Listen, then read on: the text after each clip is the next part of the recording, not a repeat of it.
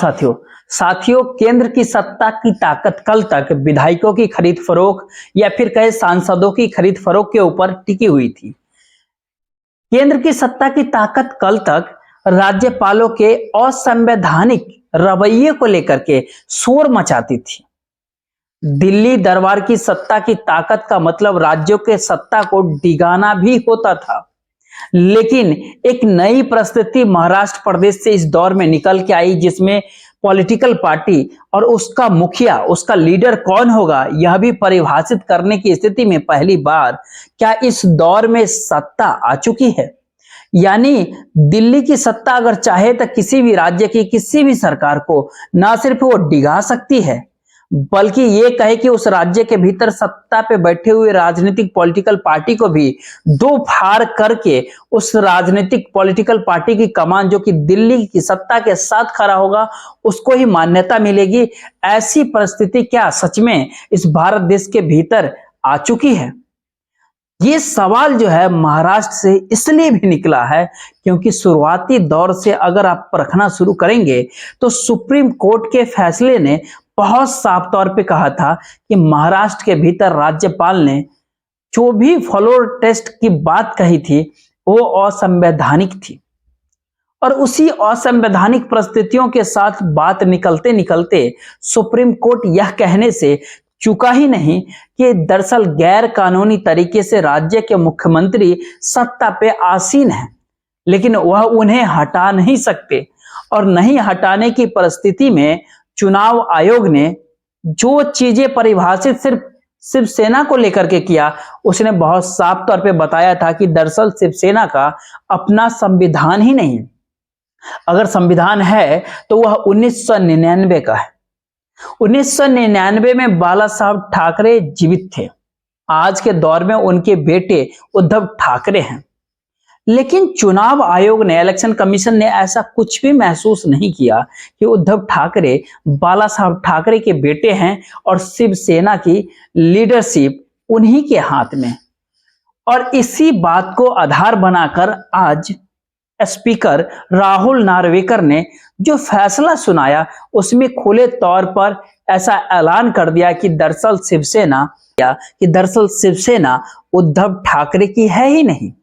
और जब शिवसेना असली एकनाथ शिंदे की है तो फिर एकनाथ शिंदे के साथ जो भी विधायक निकलकर कहीं भी गए, चाहे वो पहले दिन सूरत गए, अगले दिन असम पहुंच गए और उसके बाद वापस मुंबई लौटे और अगले दिन सरकार बना ली, दरअसल असल शिवसेना वही है।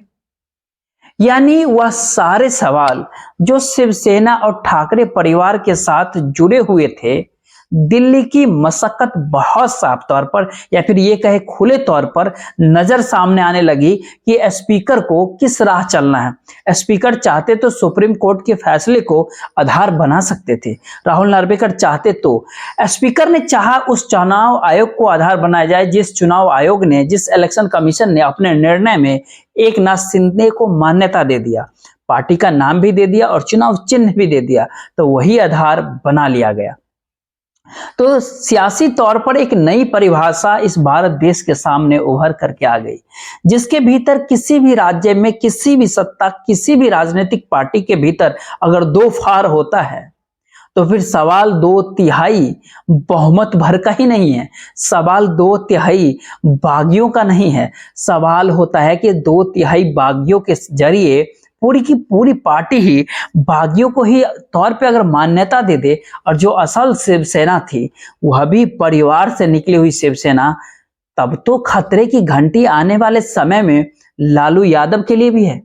ये खतरे की घंटी तो नीतीश कुमार उनके लिए भी हो सकती है, ये खतरे की घंटी कहीं ना कहीं किसी के लिए भी हो सकती है, ये झारखंड मुक्ति मोर्चा के लिए भी हो सकती है। और आने वाले समय में हो सकता है कहीं डीएमके के भीतर भी तो ऐसा दो फाड़ नजर तो नहीं आए। और एनसीपी का जो दो फाड़ हुआ महाराष्ट्र में, उसके लिए भी संदेश आज निकल करके साफ तौर पर के आया कि अब कितने भी हाथ पैर आप हिलाते रहे, लेकिन शरद पवार के हाथ में अब कुछ नहीं आएगा, सब कुछ अजित पवार को ही मिलेगा। सियासत की ऐसी मोटी रेखा इससे पहले भारत की सियासत में कभी खींची नहीं गई होगी, जब आज स्पीकर राहुल नार्वेकर ने बाकायदा लाइव प्रसारण के जरिए महाराष्ट्र के विधानसभा जो मुंबई में है उसके सेंट्रल हॉल में बैठ करके जब 4:45 में बैठे और उसके बाद 5 बजे के बाद जब उन्होंने उस पाठ को पढ़ना शुरू किया, बताना शुरू किया, तो एक पल के लिए शुरुआत में उन्होंने सुप्रीम कोर्ट का जिक्र किया, लेकिन उन्होंने खुले अनुरोध और खुले तौर पर मान्यता चुनाव आयोग के वेबसाइट के ऊपर दर्ज उस निर्णय, फैसले और उस तथ्य को दिया जिसके आश्रय एकनाथ शिंदे को कोई डिगा नहीं सकता, कोई हिला नहीं सकता। शायद यही वह कारण है, अगर आप ध्यान दीजिए तो चुनाव आयोग का फैसला ध्यान में रखकर ही स्पीकर ने 1200 पन्ने का फैसला तैयार किया। अब सवाल उठता है कि एक फैसला चुनाव आयोग का था तो उसके बावजूद भी इतना समय क्यों लगते चला गया और मामला खिंचते खिंचते यहां तक क्यों आ गया, जबकि मई 2023 के भीतर सुप्रीम कोर्ट ने फैसला सुना दिया था, उसके बाद स्पीकर को समय दिया था।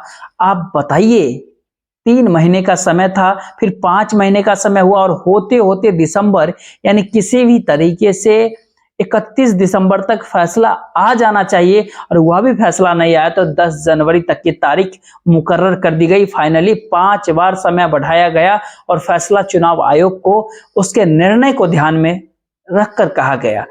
शिंदे गुट ही असली शिवसेना है। 1999 का संविधान ही असल मान्य है। असल मुद्दा यही है कि असली शिवसेना कौन है। अगर ये बात बता दे तो फिर विधायकों या फिर सदस्यता जो 16 विधायकों की थी तब उसके ऊपर बहस की कोई गुंजाइश ही नहीं रहेगी, क्योंकि असल शिवसेना अगर उद्धव ठाकरे की है तो एक ही झटके में उद्धव ठाकरे के तमाम दिशा निर्देश या फिर याचिकाकर्ता ने जो सवाल उठाए उसके ऊपर गौर करना पड़ेगा।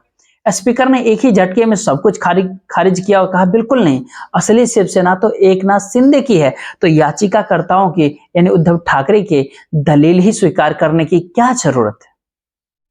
अब उसके बाद चुनाव आयोग के फैसले को ध्यान में रखकर जो 1200 पन्ने लिखे गए उसमें एक बेसिक लाइन जो वेबसाइट है इलेक्शन कमीशन के, चुनाव आयोग के, उसमें जो सब कुछ दर्ज है शिवसेना के फैसले को लेकर, उसी को आधार बताते हुए बहुत साफ तौर पे कहा कि उद्धव ठाकरे का फैसला पार्टी का फैसला नहीं है और उद्धव ठाकरे शिवसेना के भीतर किसी भी सदस्य को हटाने की स्थिति में जब नहीं है तो यहाँ तो एकनाथ शिंदे का सवाल है, उसको भी वह कैसे हटा सकते हैं। यानी ये कहे कि शिवसेना संविधान में पक्ष प्रमुख का पद ही नहीं है और पक्ष प्रमुख के तौर पर अगर उद्धव ठाकरे खुद को बताते हैं तो फिर उन्हें वो संविधान दे देना चाहिए था 2018 के भीतर जब वो पक्ष प्रमुख बने थे।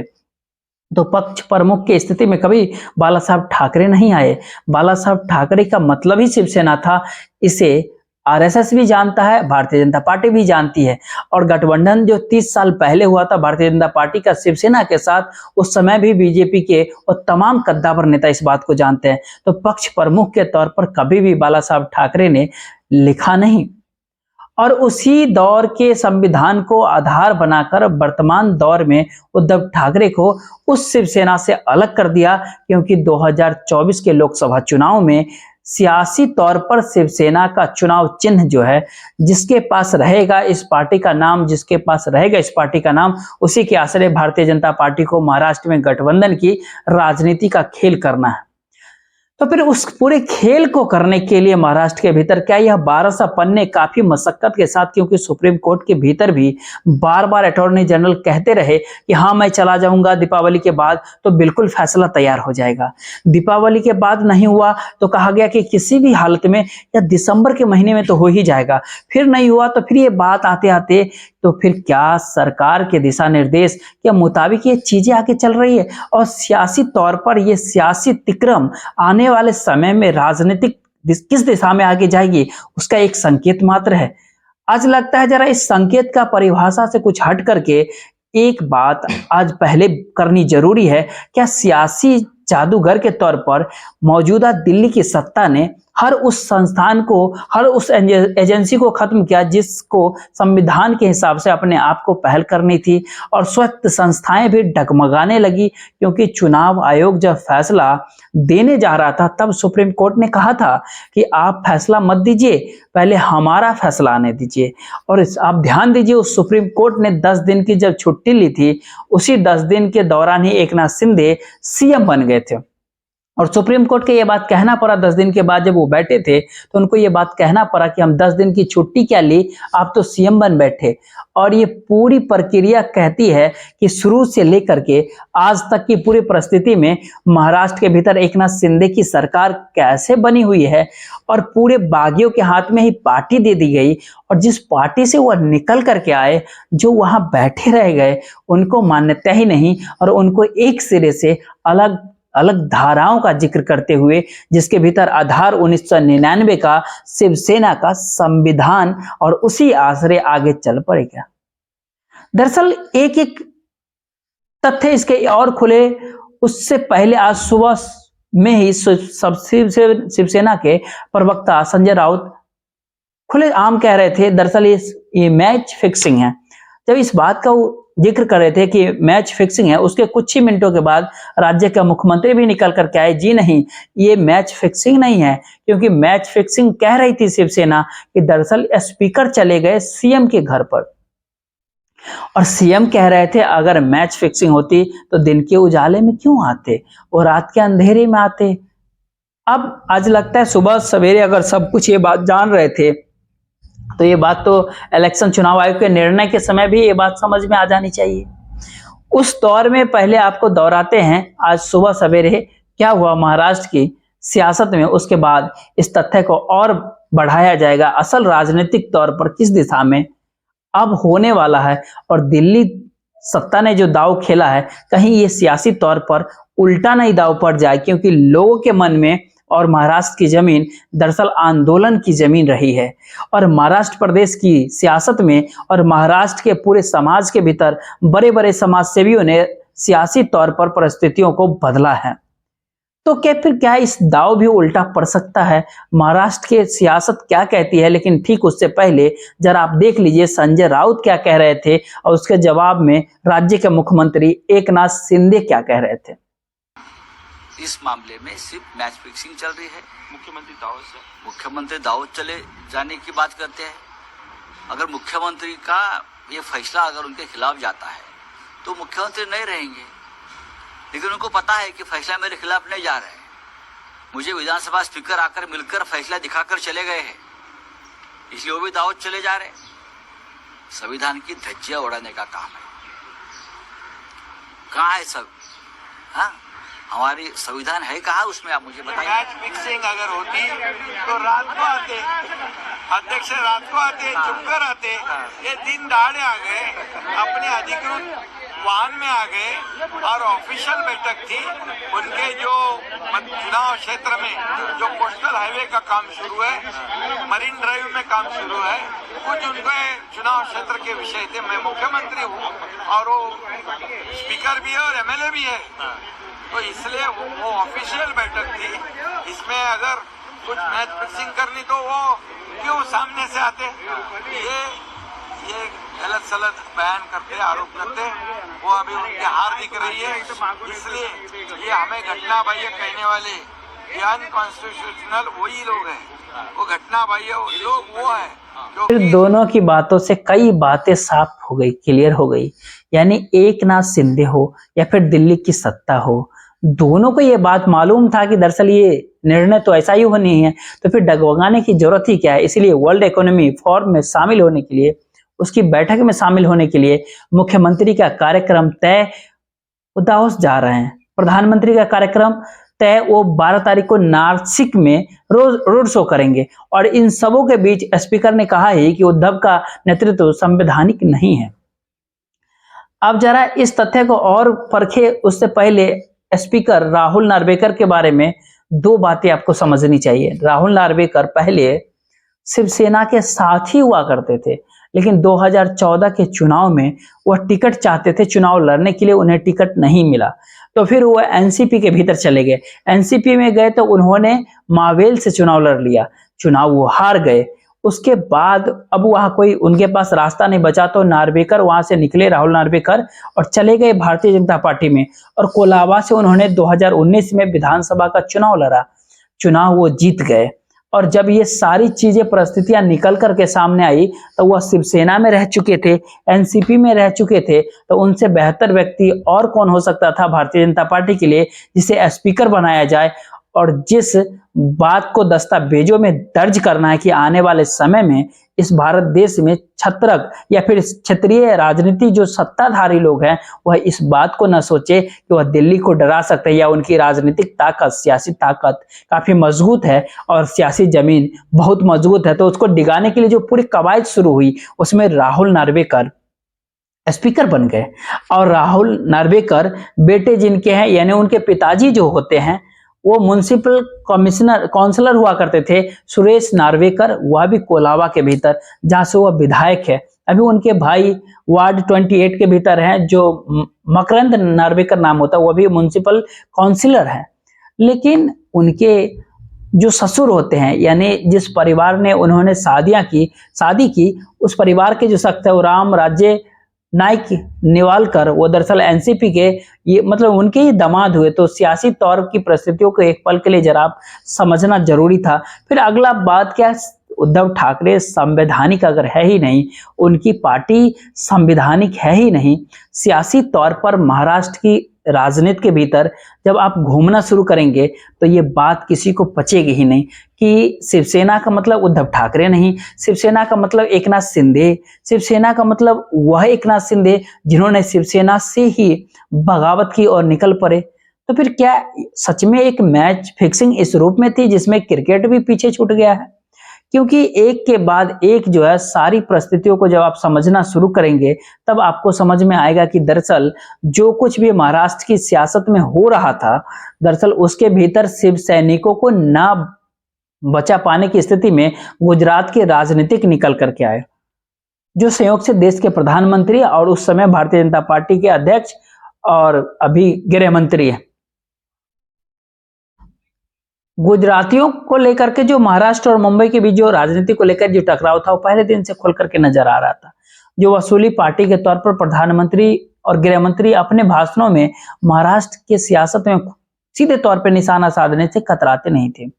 और उसकी एक बड़ी वजह यह भी होती है कि महाराष्ट्र की सियासत में करीब 1 दर्जन से ज्यादा जिलों का नाम लेते हैं। उन जगहों के ऊपर पहचान और पकड़ शिवसेना और भारतीय जनता पार्टी की ही है। दोनों हिंदू एस्पेक्ट को लेकर के ही आगे चलती थी। दोनों हिंदू वोट बैंक के मद्देनजर दोनों एक साथ हो जाए तो गजब हो जाता था, जो हर चुनाव के भीतर हुआ।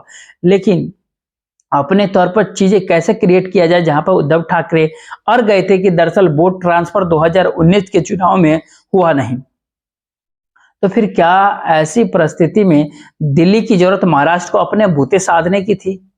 जो गुजरात के जो भी व्यवसायी है, बड़े बड़े व्यापारी है, पैसे वाले हैं, सभी के हेडक्वार्टर मुंबई में है। तो फिर मुंबई के भीतर कब्जा जरूरी था और अपने अनुकूल कब्जा जरूरी था। उसी की लड़ाई की शुरुआत होती है इससे।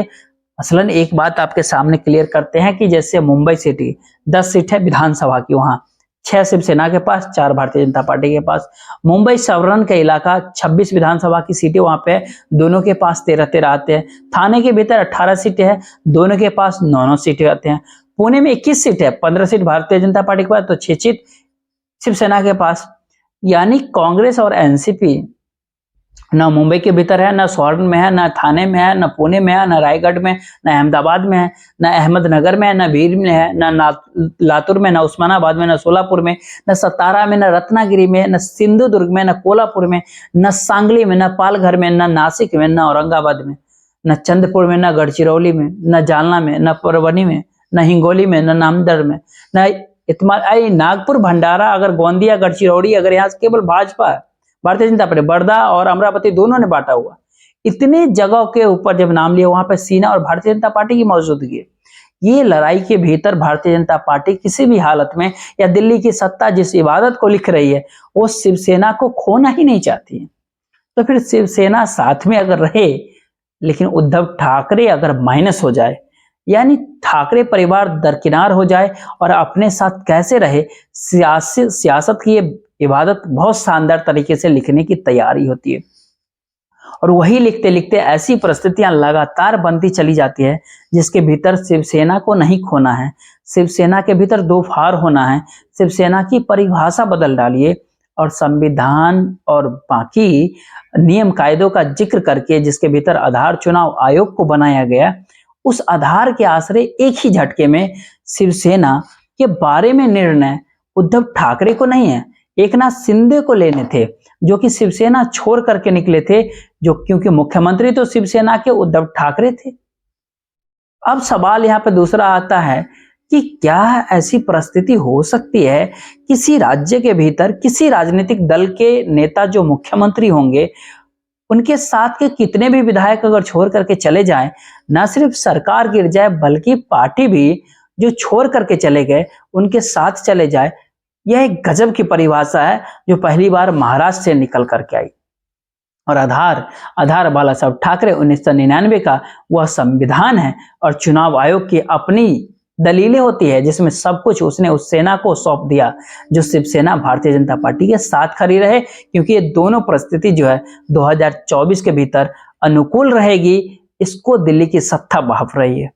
तो फिर क्या ये सियासी तौर पर एक ऐसी बिसात है जो आने वाले समय में किसी भी राजनीतिक पॉलिटिकल पार्टी के लिए खतरे की घंटी है, या फिर इस ताकत के भीतर एक अधिकारवाद है जिसमें कोई जो संस्था कोई एजेंसी इस देश के मायने ही नहीं रखती। सुप्रीम कोर्ट लगातार स्पीकर से कह रही थी, स्पीकर लगातार इस बात को टाल रहे थे, अटॉर्नी जनरल लगातार स्पीकर से मिल रहे थे और इसी तरीके से एक एक पॉइंट बाय पॉइंट चीजें को खड़ी की जा रही थी। जब मामला सुप्रीम कोर्ट के भीतर है, जब शिवसेना सुप्रीम कोर्ट के दरवाजे पहुंचेगी तो उसके भीतर सुप्रीम कोर्ट भी उसमें इतना समय लगा दे जिससे 2024 के लोकसभा चुनाव बीत जाए। दरअसल 2024 के महाराष्ट्र और शिवसेना इन तीनों परिस्थितियों को अगर समझना है तो एक बात और अपने मन में रखिए कि बीएमसी के चुनाव नहीं हुए महाराष्ट्र में, जिनका टर्म अप्रैल में ही पूरा हो गया, यानी उसके बाद 8 महीने और बीत चुके हैं, लेकिन बीएमसी का चुनाव क्यों नहीं हुआ वहां?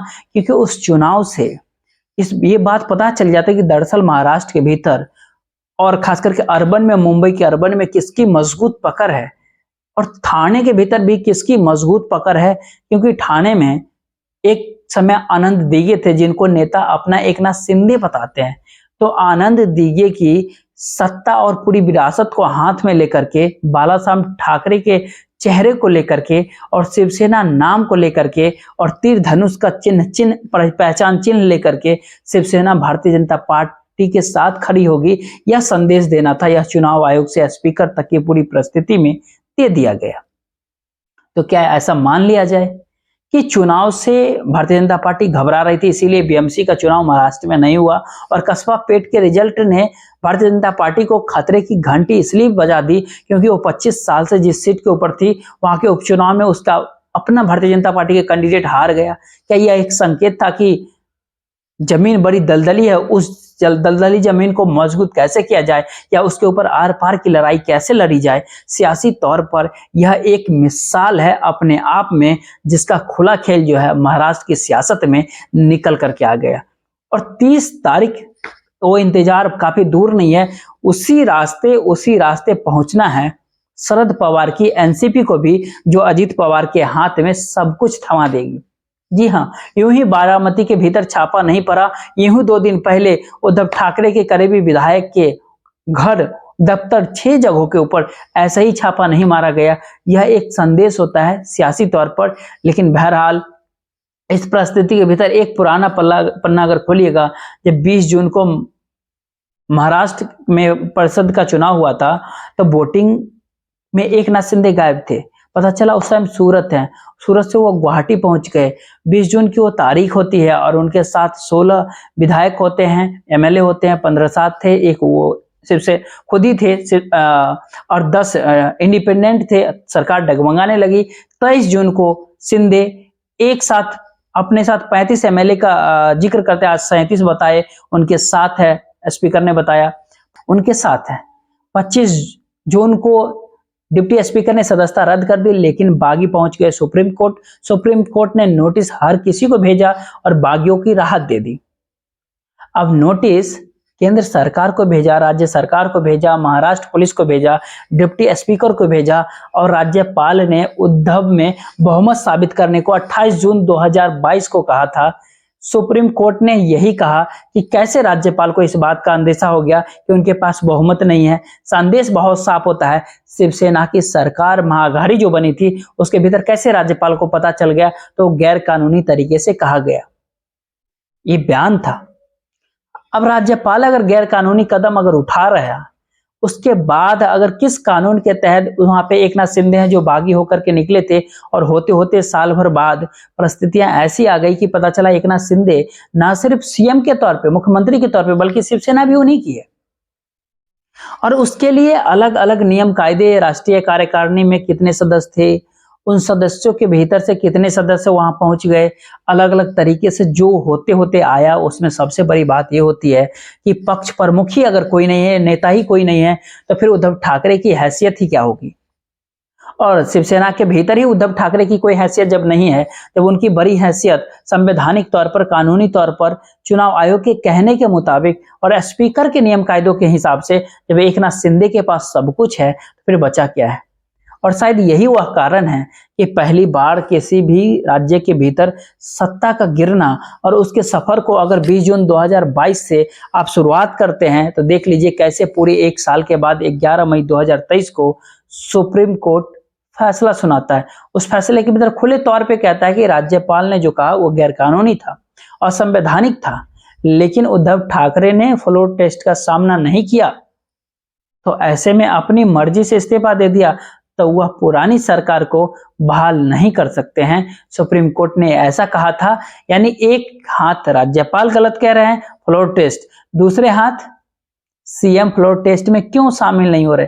कमाल की परिस्थितियां हैं, लेकिन जवाब सियासी ताकत के साथ होते हैं, तो शायद वर्तमान समय की एक ही सागोई है, सत्ता शायद जादूगर हो जाती है। और वह जादूगरी जो है आप सामने है या नहीं, यह भी वह प्रूफ कर देगी कि आप तो है ही नहीं। राजनीति का इस खेल में महाराष्ट्र के साथ कर बिसात पर एक प्यादे के तरह खरा जरूर है, लेकिन महाराष्ट्र प्रदेश की सियासत में शिवसेना की मौजूदगी, या फिर कहे कि संवैधानिक या असंवैधानिक परिस्थितियों के बिसात के ऊपर खड़े हुए कौन वजीर कौन प्यादा होगा, यह दाव दिल्ली सत्ता के लिए कहीं उल्टा न पड़ जाए। और जिस रास्ते इस भारत देश की सियासत निकल पड़ी है, उसने इस देश की जनता ने अगर चीजें अगर ऐसा नहीं तय किया, या फिर उसे भी परिभाषित वर्तमान सत्ता गारंटी जीत के साथ अगर करने लगी है, तो वह तकनीकी तौर पर ही क्यों ना हो। क्या ऐसी परिस्थिति है? ऐसी परिस्थिति तो फिर लोकतंत्र गायब है, और लोकतंत्र अगर है तो लोग है, और लोग है तो तय तो उसी करना है। बहुत कम समय बचा है लोकसभा के चुनाव में, उस पूरी बिसात के ऊपर जिसमें पूरी की पूरी व्यूह रचना की गई।